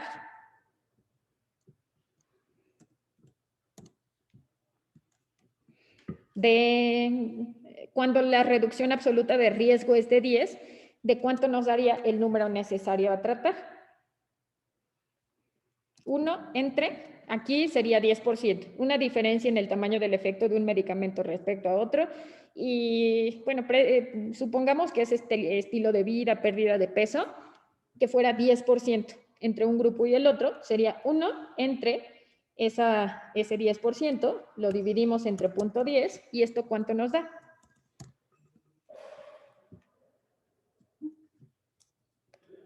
$10. Ok. Por eso es que la relevancia clínica la consideramos cuando una maniobra da una diferencia del 10%, pero en riesgo absoluto, una diferencia de 10%. En este estudio, pues la diferencia era súper poquita. Entonces, por eso es que los números necesarios a tratar salían altísimos. Entonces, así es como lo sacamos. Vean cómo no está nada complicada la fórmula, solo tienen que acordarse siempre que lo que ustedes necesitan es evaluar la reducción absoluta de riesgo. Simplemente una resta entre las incidencias de los grupos de estudio. ¿Ya vieron? No sé si de esto tienen alguna duda.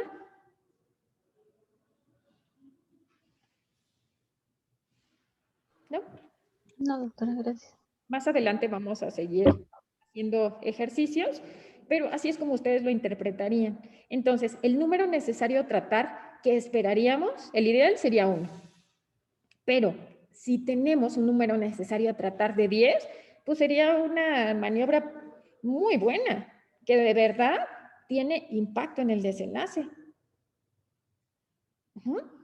Entonces, ahora, si tenemos, no me acuerdo en este artículo de cuánto eran los números necesarios a tratar.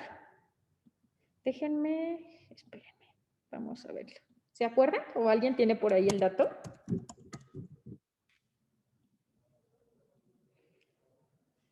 Y estaba creo que en el resumen. Si alguien lo encuentra antes que yo, me dice. Mencionaron diferentes, como en diferentes momentos del tiempo.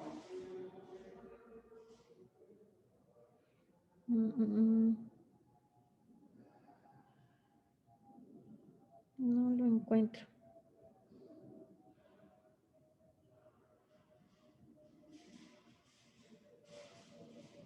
Ay, no lo encuentro. ¿Sí lo ven?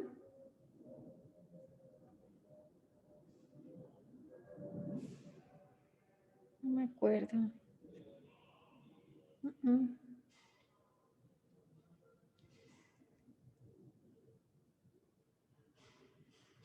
¿No se acuerdan ustedes?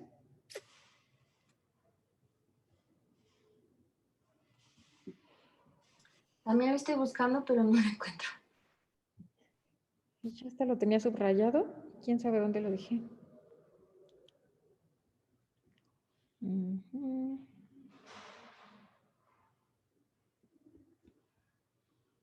A ver.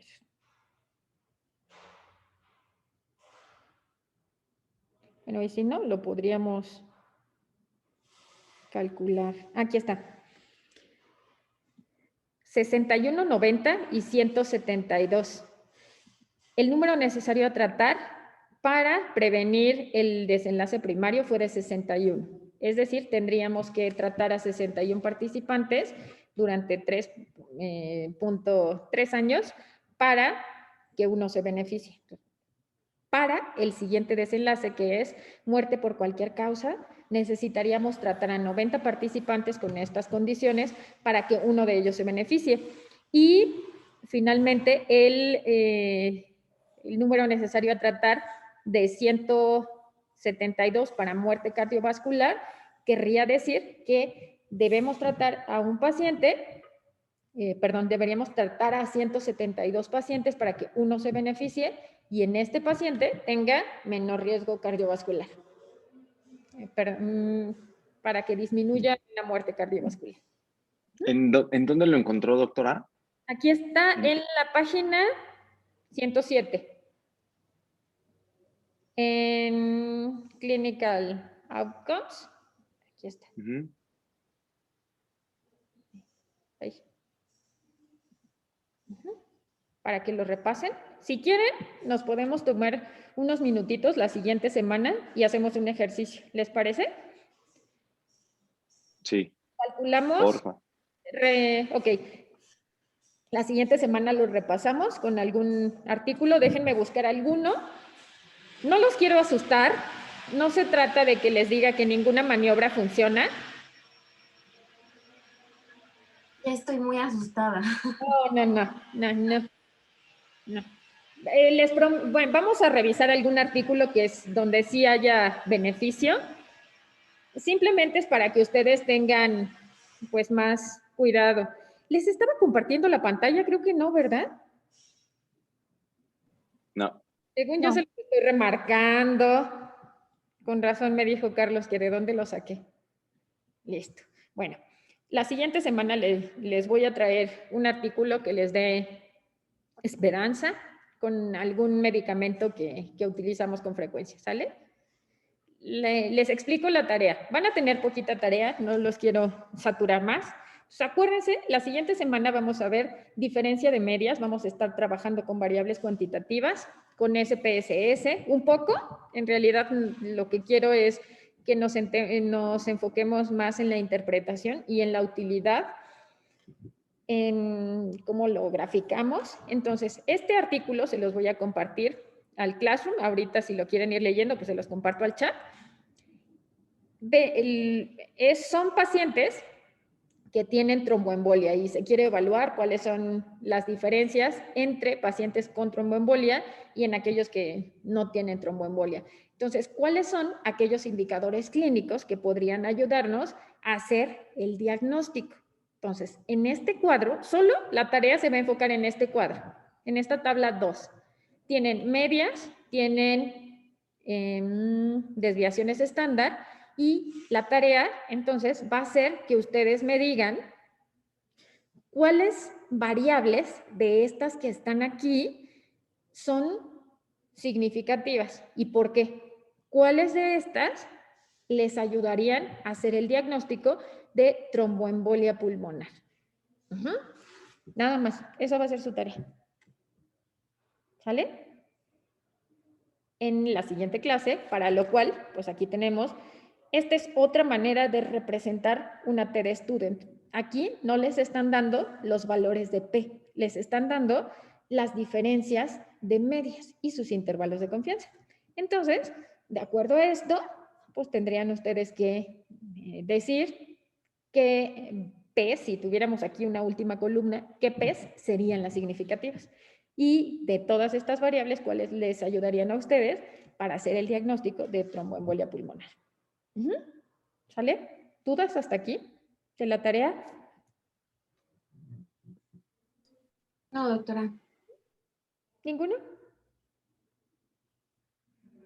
Bueno, al ratito, nada más que esté en casa con internet, les comparto los dos videos, el de la clase de hoy y el de la clase pasada, para que si fuera necesario, bueno, pues lo tengan ahí por si tuvieran algo que repasar.